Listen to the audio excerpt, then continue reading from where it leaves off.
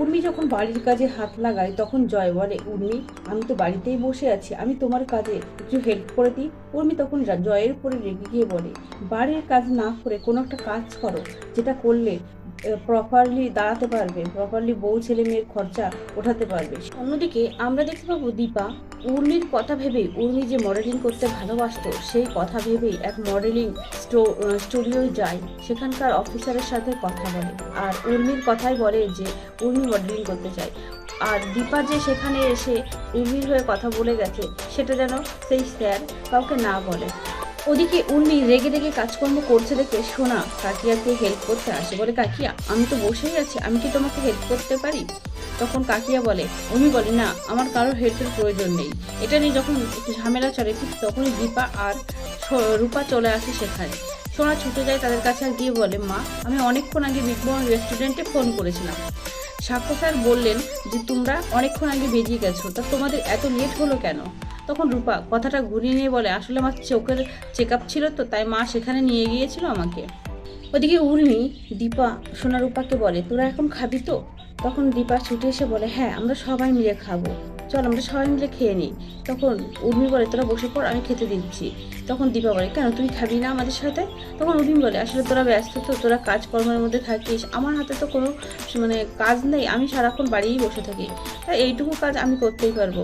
দীপা বুঝতে পারে যে উর্মি উদাস হয়ে আছে, উর্মি যে কোনো কাজ করে না সেটা নিয়ে ওর মনের মধ্যে একটা কষ্ট, এই কষ্টটাকে আমাকে দূর করতেই হবে। দীপা বলে, এমনভাবে বলিস না বোন, আমরা সবাই মিলে চেষ্টা করব, তুই কাজটা ঠিক পারবি। তখন সোনা রূপাকে বলে, তুমি তো আমাকে কোথাও গেলে বলে যেতে, তাহলে আজ কেন আমাকে বলে গেলে না? ছোটবেলা থেকেই খুব স্মার্ট, খুব চালাক, তাই রূপা কথা ঘুরিয়ে বলে, আসলে তুমি যেভাবে নাক ডেকে ঘুমাচ্ছিলে তাই তোমাকে আর ডাকিনি। এটা নিয়ে দুজনের মধ্যে বেশ ইয়ার্কি ঠাট্টা চলে। উর্মি রেগে গিয়ে দীপকে বলে, এই তোরা থামবি, এটা কি দৌড়ানোর জায়গা? তখন জয় বলে, ওরা তো ভাই বোনেরা মিলে বাড়ির মধ্যেই খেলছে, তুমি এমন করছো কেন? তখন উর্মি রেগে গিয়ে জয়কে বলে, পরবর্তীতে তোমার ছেলে খারাপ হলে তখন তো কথা আমাকেই শুনতে হবে যে আমি ছেলে ভালো করে মানুষ করতে পারিনি, আমি দায়িত্ব পালন করতে পারিনি। বলে, উর্মি তুই কোথা থেকে কোথায় চলে যাচ্ছিস? সামান্য একটা কথা নিয়ে তুই কি করছিস? আর ছেলে মেয়েদের সামনে কেন এরকম করছিস? জানি তোর খুব খারাপ লাগা আছে, তাহলে আমি বুঝতে পারছি আমার এখানে থাকাটা একদম ঠিক হচ্ছে না। এটা বলে যখন উর্মি চলে যাবে তখনই মডেলিং কম্পিটিশন থেকে একটা চিঠি উর্মির জন্য আসে। উর্মি চিঠিটা পায় এবং চিঠিটা খুলে দেখে তাকে মডেলিং অফার করা হয়েছে। দীপা বলে, উর্মি আজ আমি ভীষণ খুশি। কিন্তু উর্মি বলে, আমি তো কোথাও অ্যাপ্লাই করিনি, তাহলে এই চিঠিটা কেন আসলো? তখন রূপা কথা ঘুরিয়ে বলে, কিয়া তোমার ট্যালেন্ট থেকেই হয়তো ওরা তোমাকে সিলেক্ট করেছে। তখন উর্মি বলে, তুই কি বলছিস? অ্যাপ্লাই না করলে ওরা এই চিঠিটা আমাকে কেনই বা দেবে? তখনই সেখানে কাকিয়া এসে হাজির হয় আর বলে, কেন নয়? প্রতীকবাবু বলে যে আমাদের সেনগুপ্ত পরিবারের বউদের একটা বিশেষই ক্ষমতা আছে। উর্মি বলে, জয় আমি এখনো একটা ঘোরের মধ্যে যাচ্ছি, এত বড় একটা অডিশন আমি দেব আমি এখনো ভাবতেই পারছি না। ওদিকে সোনা দীপা আর রূপার মুখ দেখে কিছুটা আন্দাজ করতে থাকে। ওদিকে কাকিয়ার এত বড় একটা সুখবর পেয়েও তারা একটু অন্যমনস্ক হয়ে যাওয়ায় সোনা তাদেরকে দেখে সন্দেহ করে। রূপা যখন রাত্রে ঘুমোতে যাবে ঠিক তখনই সোনা তাকে জিজ্ঞাসা করলে সমস্ত কথা, তখন রূপা এগিয়ে গিয়ে বলে, তুমি না একদম বোকা, সুইট।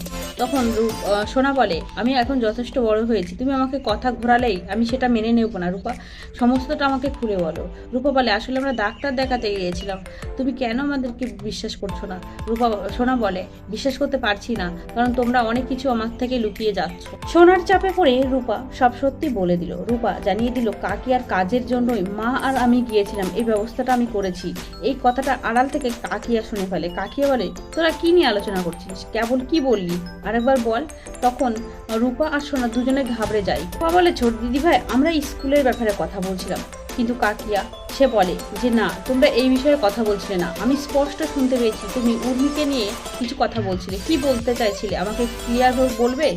রূপা সে তো খুবই স্মার্ট, সে কথা ঘুরিয়ে ছোট দিদি ভাইকে বলে, আসলে কাকিয়া এত হঠাৎ করে এই লেটারটা পেলো, এই জন্য আমাদের একটু চিন্তা হচ্ছিল, এটা তো ফেকও হতে পারে তাই না?